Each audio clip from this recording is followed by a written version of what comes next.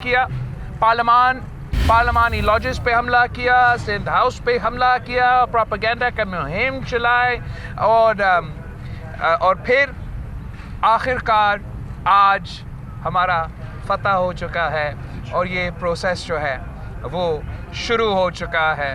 अब खान साहब का बचने का कोई रास्ता नहीं है। इंशाअल्लाह ताला हम जमहूरियत का बहाली की तरफ बढ़ रहे हैं। हम इस सेलेक्टेड रजीम से निकल के साफ शफाफ इलेक्शंस की तरफ बढ़ रहे हैं।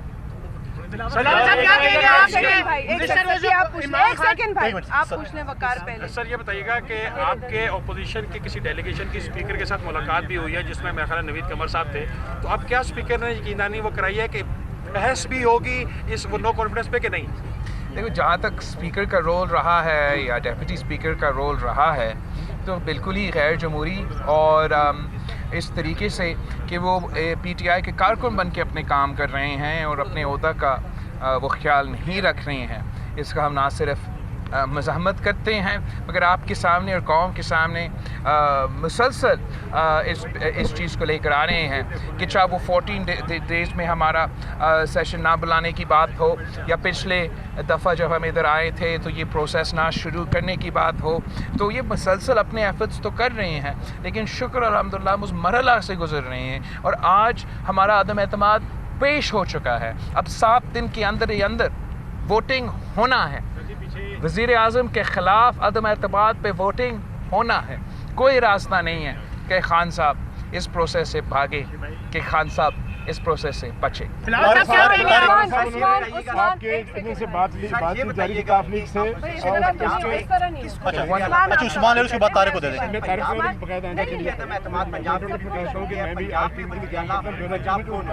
हम इस वक्त वज़ीर आज़म के ख़िलाफ़ जो अदम एतमाद है उस पे पूरी ज़ोर से तवज्जो भी दे रहे हैं, कॉन्संट्रेशन भी कर रहे हैं और हमारा मिल की जो लड़ाई है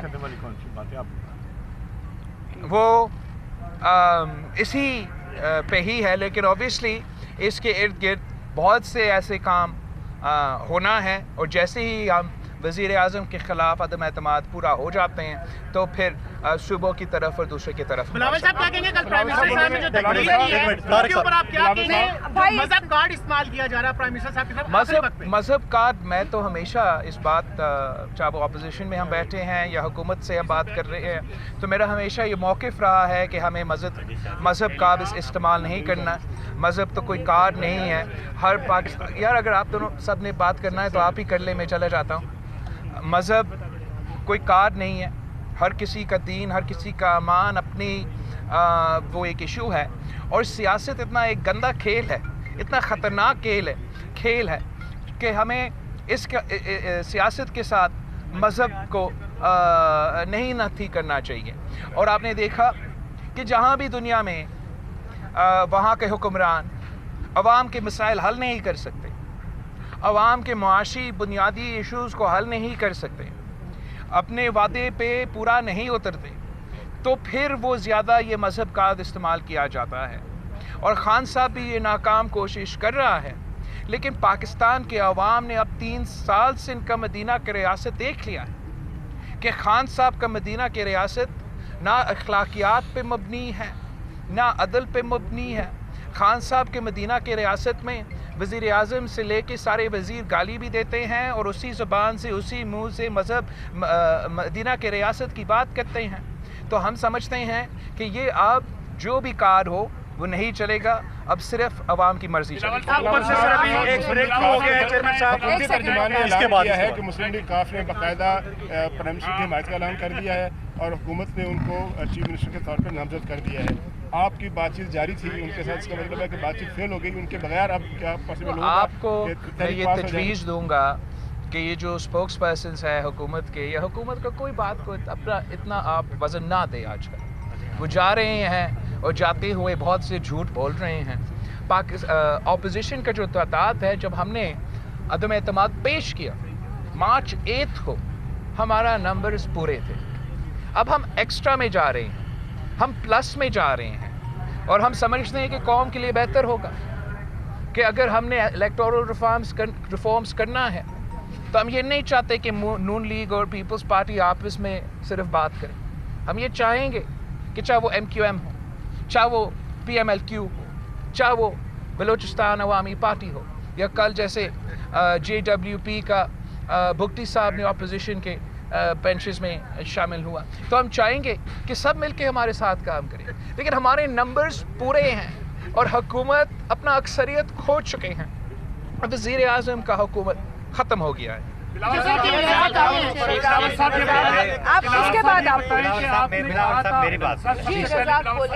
कराची के हवाले से MQM के साथ आपके मामला सारे तय हो गए हैं, आज MQM नज़र भी नहीं आई।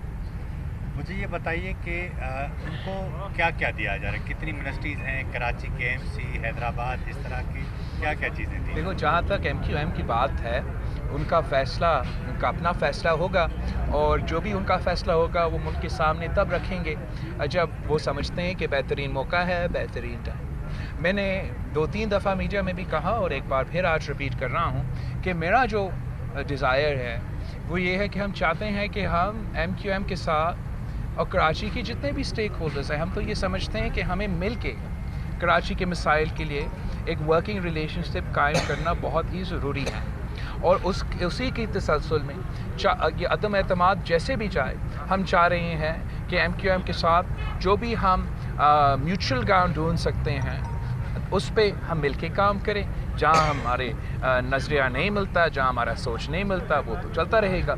लेकिन ये बुनियादी जो ज़रूरत है पाकिस्तान की मईशत के लिए, पाकिस्तान का सबसे बड़ा शहर की तरक्की के लिए और पूरा मुल्क की तरक्की के लिए, कि हम सब मिल के कराची के मसाइल, मुल्क के मसाइल के निशानदही करें और इंशाअल्लाह ताला हम इसी की तरफ आगे बढ़ रहे हैं।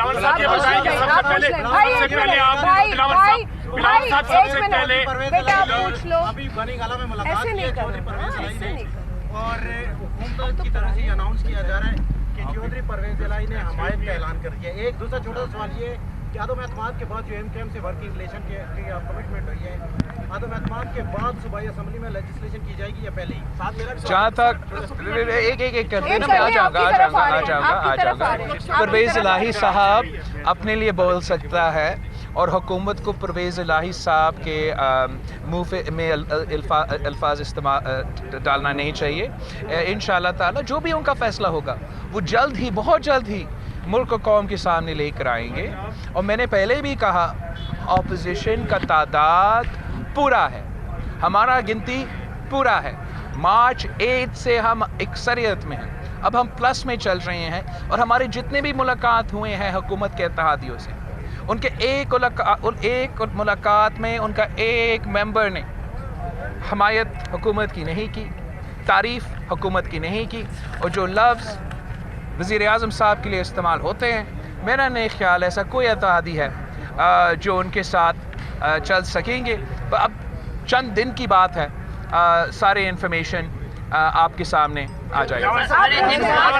काफ़ी देर से मेरे पीछे सर वो भी है। आपने कल कहा कि आप अपने नाना के कातलों के साथ हाथ मिला बैठे हैं, किसकी तरफ इशारा कर रहे हैं? मुझे नहीं मालूम कि ज़ियाउल हक तो यहाँ दफन है और उससे तो हम मिलके कोई काम नहीं कर रहे हैं। जहाँ तक जिसकी दूसरे की तरफ वो इशारा कर रहे हो या ना हो, वो सारे ने अपने सियासत शहीद जुल्फ़िकार अली भुट्टो की शहादत के बाद शुरू की। मगर एक मिनट, मगर ये बात नोट करने वाली है कि जाते जाते जो वज़ीर आज़म पाकिस्तान पीपल्स पार्टी से ताल्लुक़ भी नहीं रखते हैं, जब इक़्तिदार में आते हैं तो वो आमिरों का तारीफ़ करते हैं, अयूब खान का वाह करते हैं, और जाते जाते भुट्टो शहीद याद आ जाता है। खान साहब की तकरीर का जो सरप्राइज़ था कल, वो सरप्राइज़ यही था कि खान साहब का भी कहना है, वज़ीर आज़म साहब का भी कहना है कि आज भी भुट्टो जिंदा है। बिलावल साहब, आप सारी अपोजिशन को, आपने सबसे पहले जो बात की कि वज़ीर आज़म को हटाना चाहिए और सारी अपोजिशन को आप एक पेज पर ले आए, आप मुस्तकबिल में ऐवान सदर में किस शख्सियत को देख रहे हैं? मैं मुस्तकबिल में अभी के लिए सिर्फ़ और सिर्फ वज़ीर आज़म का ओहदा खाली करना चाह रहा हूँ। हमारा बंदूक की नशिस्त पे अभी तक ऐवान सदर नहीं आए।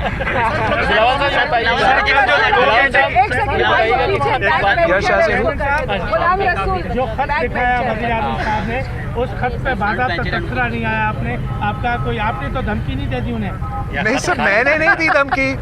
वज़ीर आज़म को हम चैलेंज करते हैं कि आज अब कौम के सामने खत को दिखा दे कि कौन सा ऐसी साजिश होगा, दुनिया का पहला साजिश ऐसे होगा जहां साजिश करने वाले खत लिखते हैं कि वज़ीर आज़म साहब हम आपके खिलाफ साजिश कर रहे हैं, बैरूनी साजिश कर रहे हैं, बुज़दार के पीछे पड़े हुए हैं, हम आपको राइटिंग में वार्न करते हैं। खान साहब के अब बहाने बहुत ही कमज़ोर हो चुके हैं।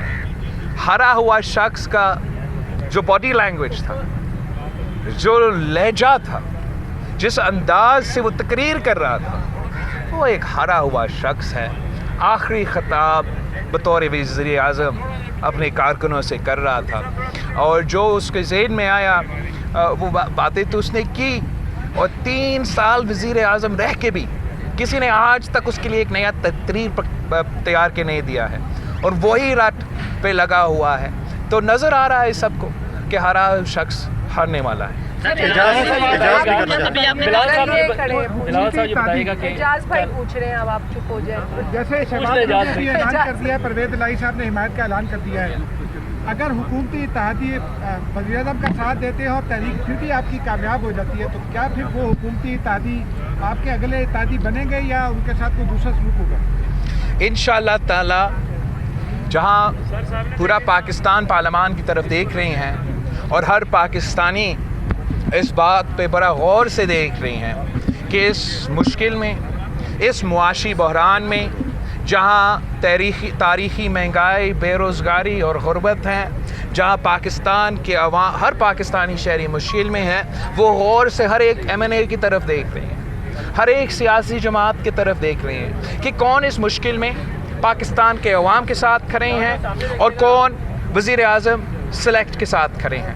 हम समझते हैं कि किसी के लिए अब ये सियासत इजाज़त नहीं देता कि वो अवाम के बजाय सेलेक्टेड के साथ खड़े हो, और जो भी अपनी सियासी मुस्तकबिल के लिए सोच रहे हैं, चाहे वो हुकूमत के कुछ नाराज़ अरकान हो या वो हुकूमत के साबिक इत्तेहादी हो, सारे के सारे अपने सियासी मुस्तकबिल के से सोच रहे हैं, और सियासी मुस्तकबिल के मुताबिक जो फैसला है उनको अवाम के साथ देना पड़ेगा। अच्छा, एक आपका ले ले। आप ये बताइएगा कि आज हुकूमती वज़रा का कहना था कि जो वज़ीर आज़म है वो एक डायरेक्शन दे के जा चुके हैं कौम को, अगर उनको निकाला जाएगा तो हक तलफी होगी कौम की। कौन सी ऐसी डायरेक्शन आपको लगता है वज़ीर आज़म दे के जा चुके हैं? मेरा समझ में नहीं आया, आपका समझ में आया तो आप ज़रा मुझे बताएं। वज़ीर आज़म साहब वही तकरीर कर रहा था कि पता नहीं वो क्रिकेट एक ज़माने में खेलता था, बच्चे को आप मोबाइल फ़ोन्स नहीं देखने दे, वो बड़े ख़राब चीज़ होते हैं, और वही रट लगा हुआ था। ना उसका हुकूमत में होते हुए मुल्क के लिए कोई डायरेक्शन था, ना वो हुकूमत में जब वो हुकूमत में नहीं रहेगा तब भी कौम के लिए कोई डायरेक्शन नहीं।